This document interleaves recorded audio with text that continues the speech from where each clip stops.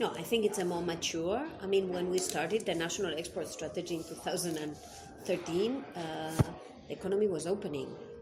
So now the economy has been has been living with continuous opening for a while, and what we see is more reforms that have been introduced.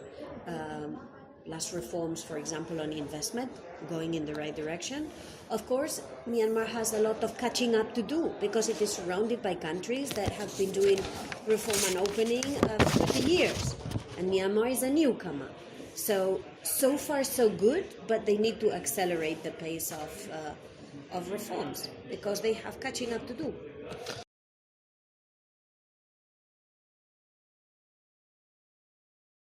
No, I think there are still there is still areas of instability in this country.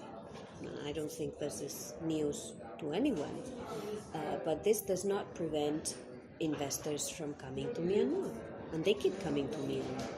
We have seen investments continue in this country, and we have seen again not only foreign investment. Let's think also that there is a big part of the investments that can be domestically driven. If I take the example of how the tourism sector is developing in this country, a big part of the tourists in Myanmar are domestic tourists. Are Myanmari visiting other parts of Myanmar? Well, with investments it's the same. They are Myanmaris in certain parts of the country investing in other parts of the country. So to me what's important is to, of course, where there is instability, the government should focus on addressing these areas of instability. Rakhine State is a clear area of instability today that needs to be stabilized. There are others in Chan State and others around the country. But I think that while they do that, they can also facilitate, create an easier space for doing business and for investing in Myanmar. And the two should go hand in hand.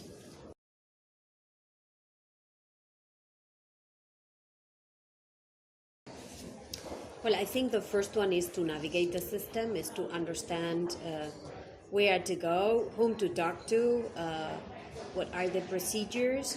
So facilitation is area number one. Of course, there is a second one, which is understand where the potential lies, which projects are bankable, are available, and how to unlock these bankable projects. If on top of this, if this is for a domestic investor, not a foreign investor, but a domestic investor, many domestic investors have great difficulties in accessing finance in order to translate bankable projects into initiatives on the ground.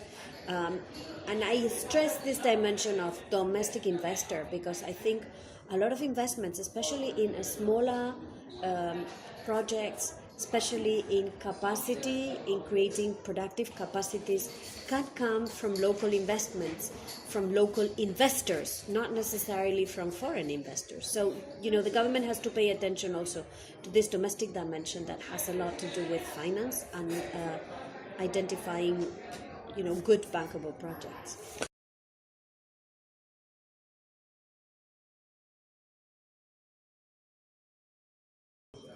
Well, a big part of the investments today are taking place in the hydrocarbon sector, petrol, oil, gas, and around.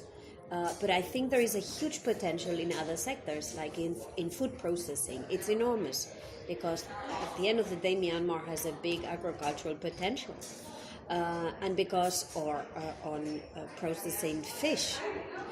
So it's probably in a smaller investments, more to build the productive capacity of sectors of the economy where the potential is underexploited. In the IT sector, in technology, in bioproducts. This is a country that has an amazing biodiversity. So these are all smaller investments, more into productive capacity, but can create many more jobs than those in the hydro sector.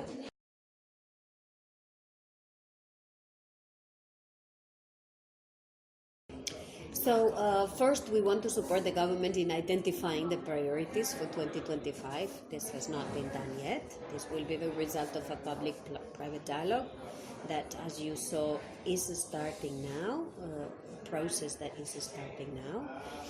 But in any event, irrespective of which sectors will be selected as priorities, there is already a good areas for ITC to focus on, and we will continue to focus.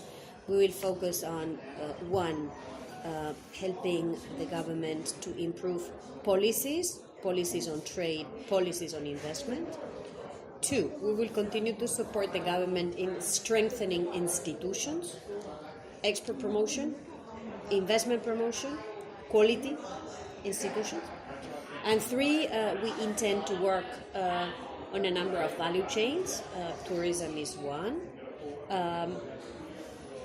Food processing is another one. Fisheries is another one. And this we will do irrespective of which priorities the country takes.